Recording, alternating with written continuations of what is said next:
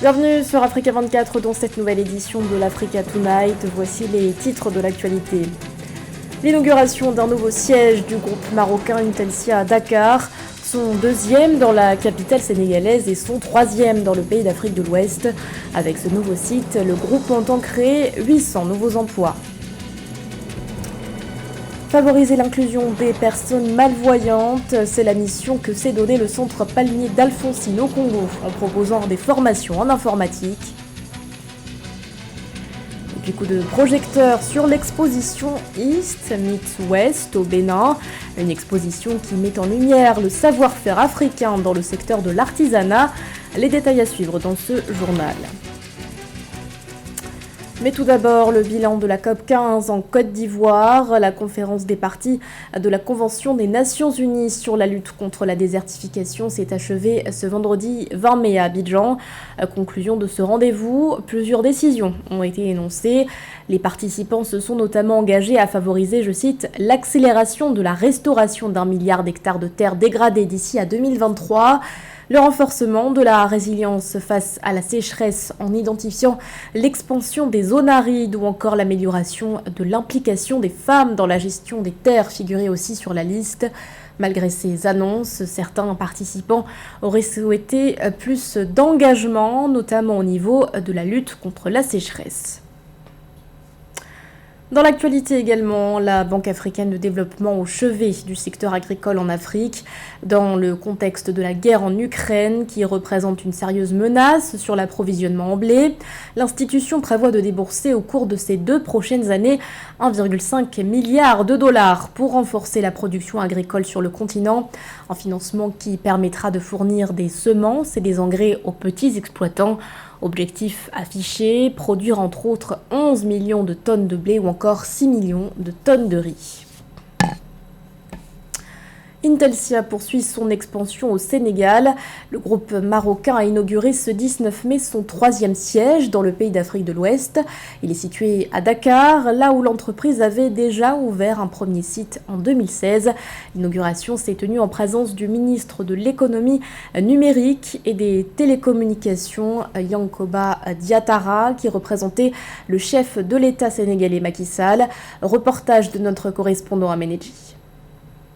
Acteur majeur des métiers de l'externalisation et de la relation client, le groupe marocain Intelsia maintient sa dynamique avec l'ouverture le 19 mai 2022 de son 2e site à Dakar, le 3e au Sénégal. Dans le cadre du développement de ses activités en Afrique subsaharienne, cette ouverture se donne pour objectif de répondre aux besoins grandissants des entreprises panafricaines et locales implantées au Sénégal.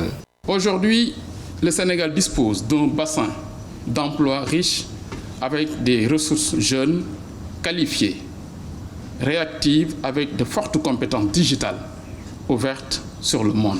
Cette nouvelle installation aura indéniablement un impact positif sur le développement socio-économique de notre pays via les investissements réalisés et les emplois générés.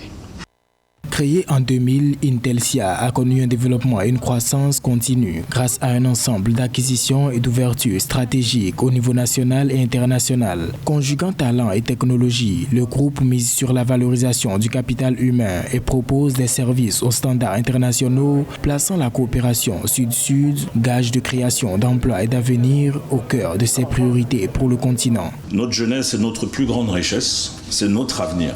La qualité des connaissances et les dispositions mentales auxquelles nous avons fait face sont aisément qualifiantes pour le monde de l'emploi ici et ailleurs. J'en veux pour preuve cette jeunesse sénégalaise qui a su hisser Intelsia dans le haut du pavé des filiales du groupe. C'est une véritable fierté, c'est une vraie success story. Aujourd'hui, notre ambition est de devenir un acteur global, donc avec une ambition très forte, d'être le premier acteur panafricain, d'être un des top, dans le top 10 des acteurs mondiaux. Et pour cela, et avec les efforts de nos collaborateurs, avec la confiance de nos clients, nous pensons qu'en 2025, ce sera un objectif qui sera atteint. C'est de dépasser les 70 000 collaborateurs, et c'est 1,5 milliard de chiffre d'affaires, et c'est à horizon 2025.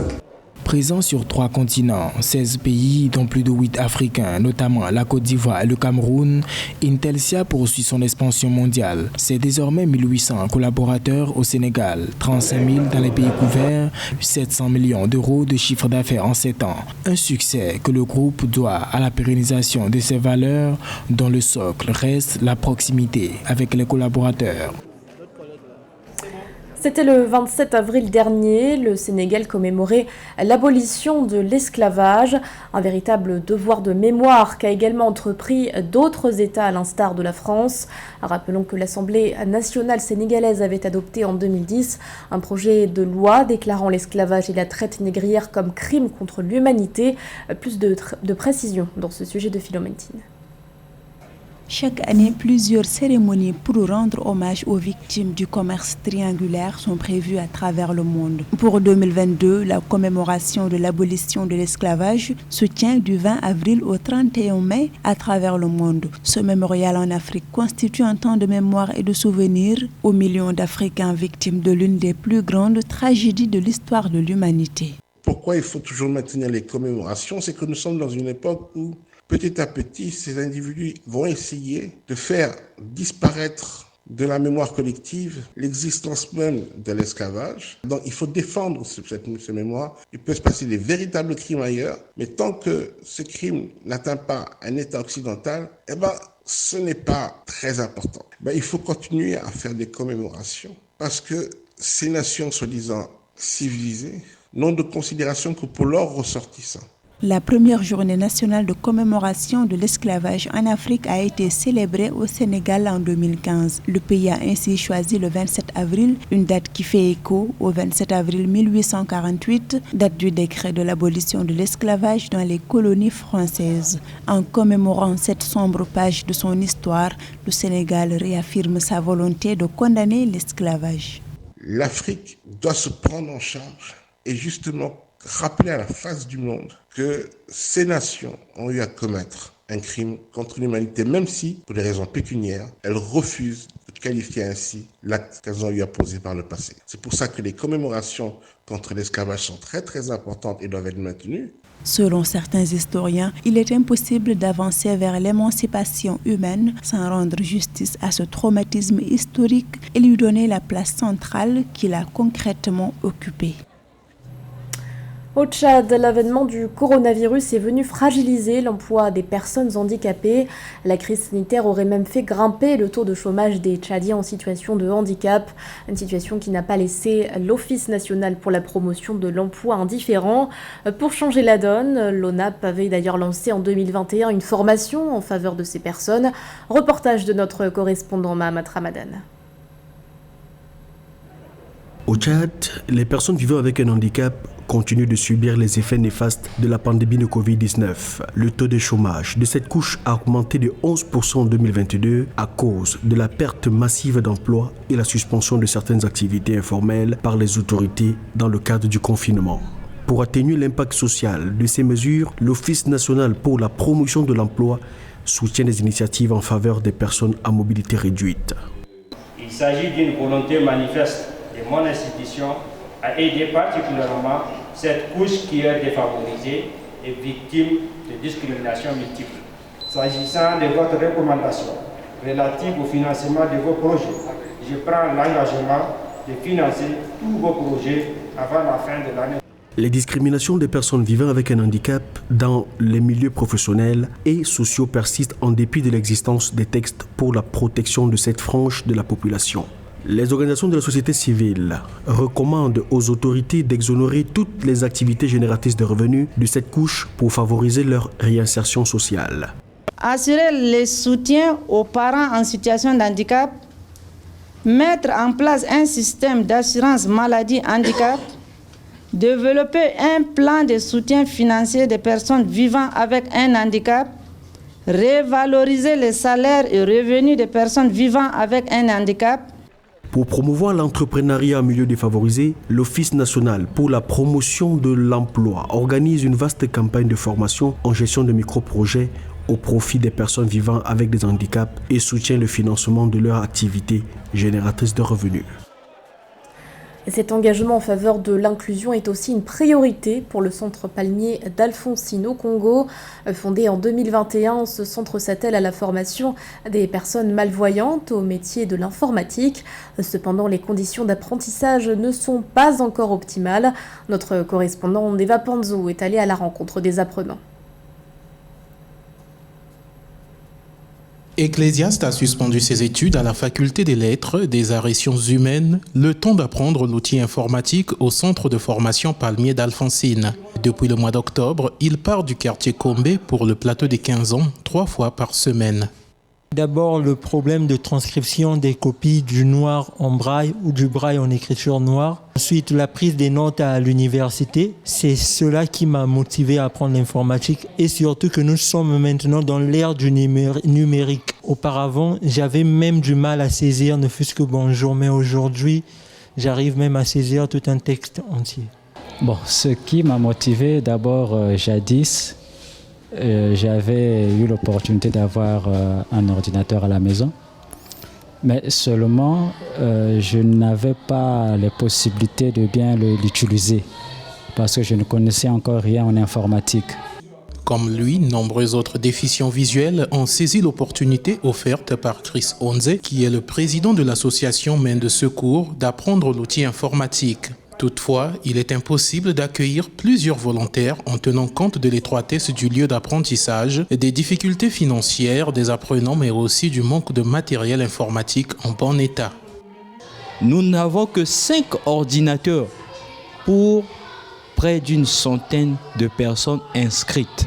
Il y a des gens qui ont opté pour la formation, mais qui ne sont pas encore venus ici parce que nous n'avons pas la capacité de recevoir tout le monde ici. Je saisis la caméra d'Africa 24 pour lancer un vibrant appel de solidarité pour que nous soyons accompagnés.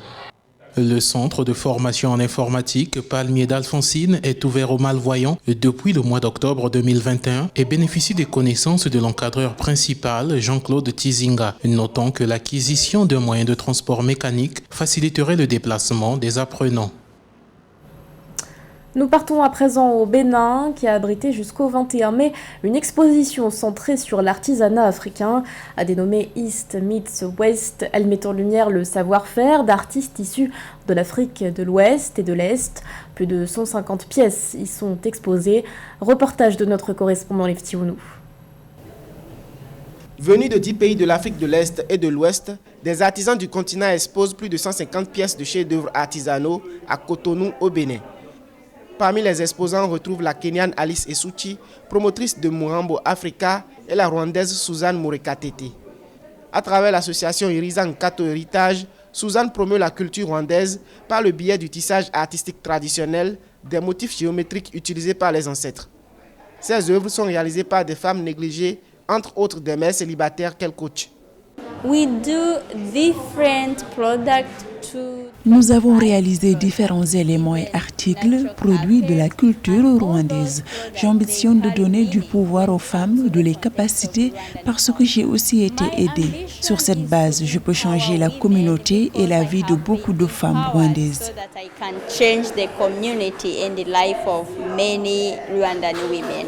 East Meets West est un cadre de collaboration et de développement de partenariats entre artisans de l'Afrique de l'Est venus à la découverte de leur homologue de l'Ouest. Une initiative de la Galerie Couleurs d'Afrique qui met en scène l'artisanat africain au Bénin. À travers East Meets West, Sandra Idossou, militante pour la protection de l'environnement et la promotion de l'artisanat local, entend inciter le consommation local et africain. Cette façon de travailler ensemble pour pouvoir grandir ensemble, nous estimons que ce sont des projets que nous pouvons porter dans d'autres régions de l'Afrique. Et donc nous espérons pouvoir organiser d'autres en Afrique de l'Est et dans d'autres pays africains. À noter que l'artisanat représente une part considérable des économies africaines. Selon des experts, l'artisanat constitue la 3e source de devises dans l'industrie touristique dans le monde.